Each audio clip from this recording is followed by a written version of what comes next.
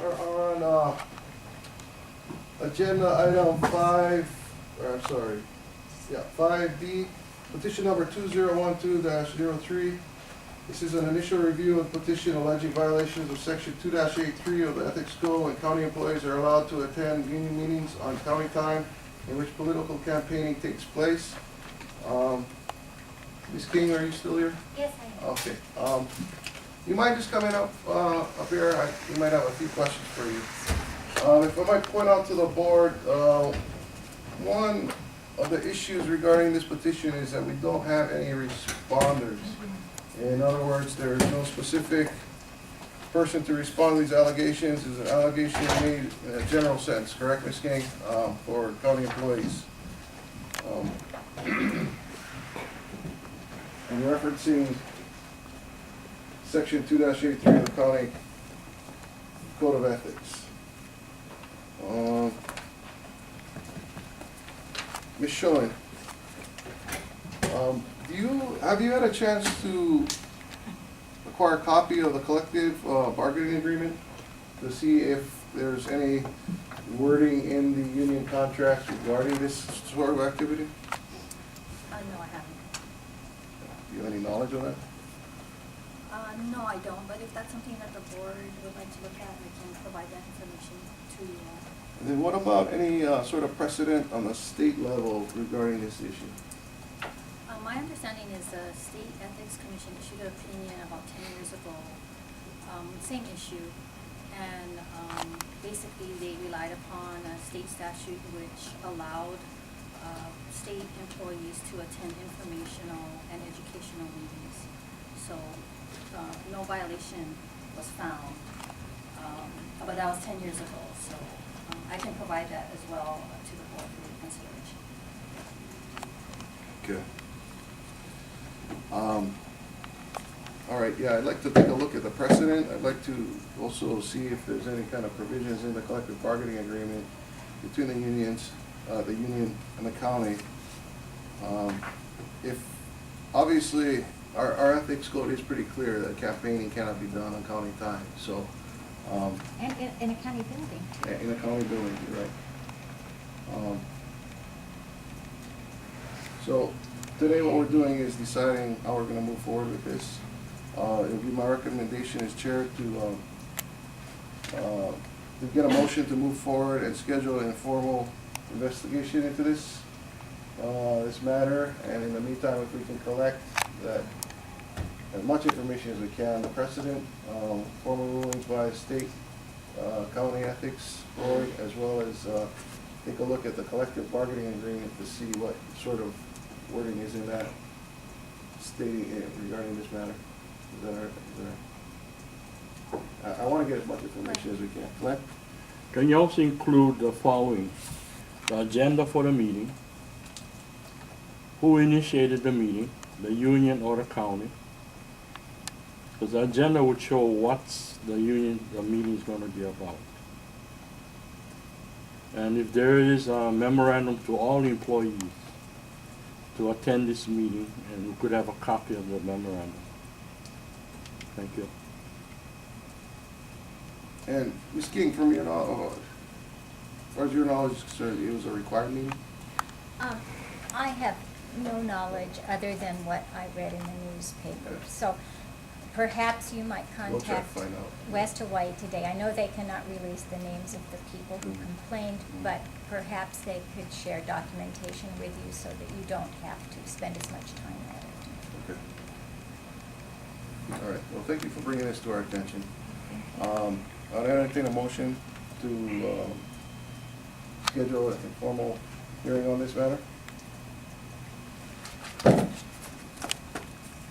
I move that we move forward and schedule an informal hearing, getting the information that was requested by both Chairman Bill and Glenn. Thanks. May I ask a question? Yes, ma'am. What is you're talking about an informal hearing. What's the difference between an informal hearing and a formal hearing? Informal hearing is conducted in an informal manner.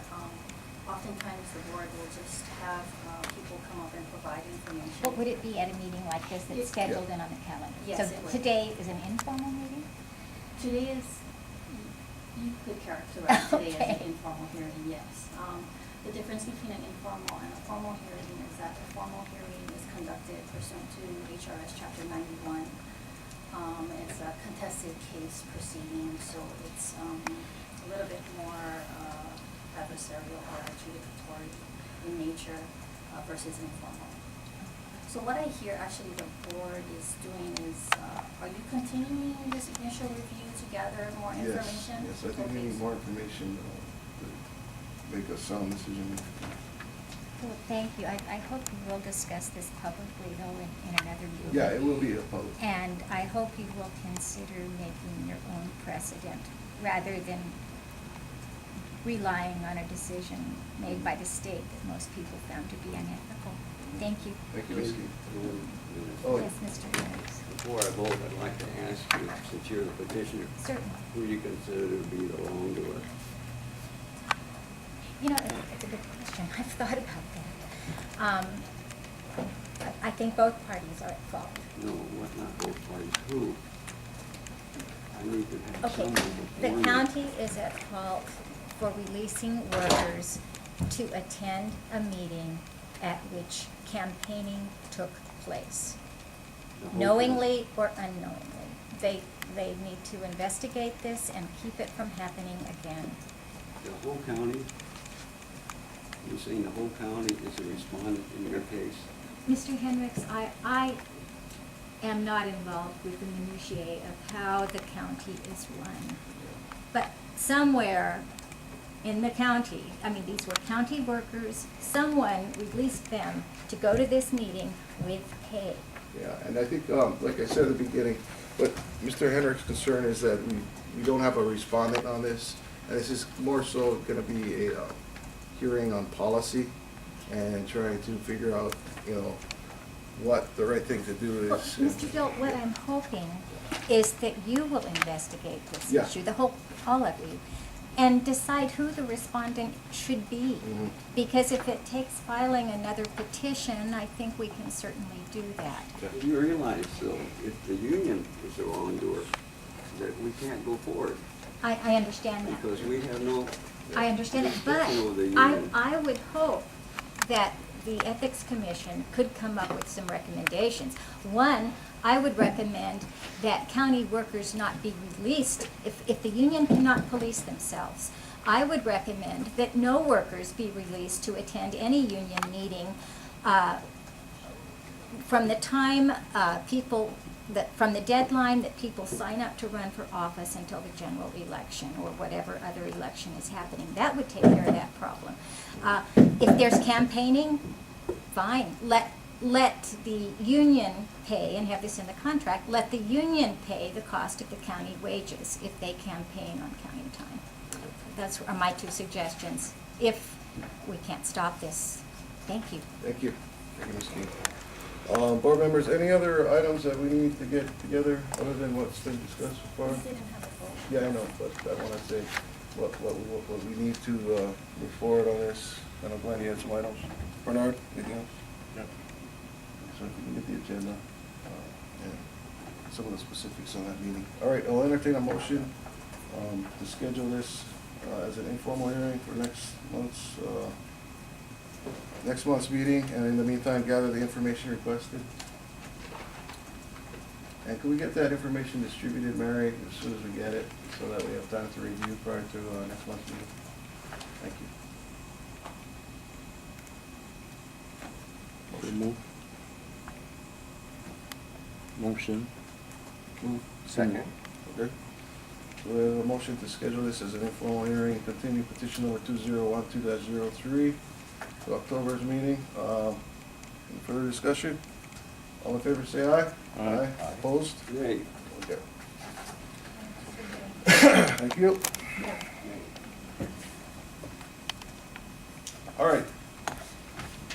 Unfinished business, petition number 2012-01, review draft order dismissing a petition which alleges that attendance of voting records, Councilmember Ikeda and Onishi violated section 2-80 Based on the fact that this board has no jurisdiction, have you had a chance to read and review the draft order, board members? Yeah.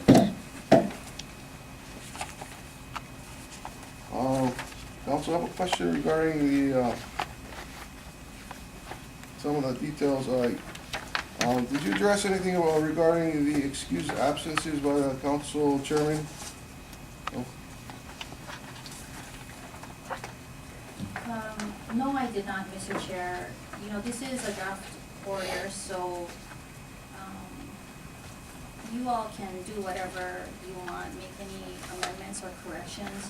Usually when a petition is being dismissed and it's based on jurisdictional issues, we just prepare an order citing the fact that the board had no jurisdiction. But as to details, I did not provide details, especially regarding testimony provided at the hearing. Okay.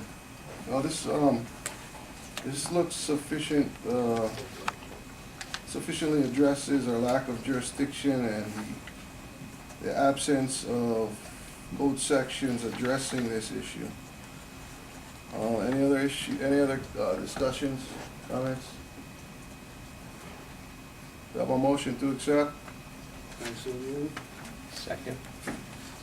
All in favor, say aye. Aye. Aye. Opposed? All right, I'll sign this then.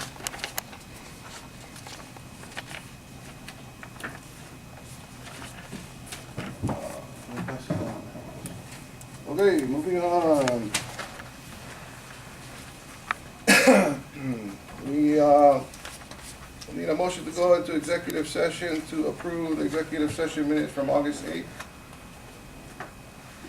Can I get a motion? So move. Aye, second. All in favor?